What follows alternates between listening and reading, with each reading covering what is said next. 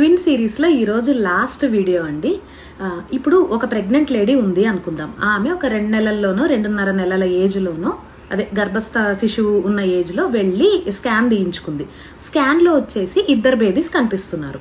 ఆ 2 బేబీస్లో తర్వాత మళ్ళీ 3వ నెలలోనో 4వ నెలలోనో మళ్ళీ స్కాన్ తీయించుకున్నప్పుడు 2 బేబీస్ కాకుండా ఒక బేబీనే కనిపిస్తుంది.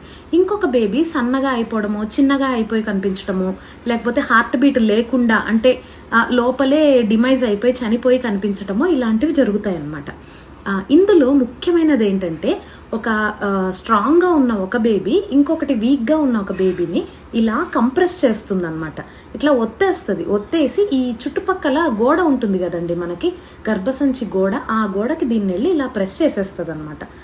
సో ఏమవుతుందంటే ఈ స్ట్రాంగ్గా ఉన్న బేబీ మాత్రమే ఉన్న ప్లేస్ అంతా ఆక్యుపై చేసుకొని బాగా పెరుగుతుంది.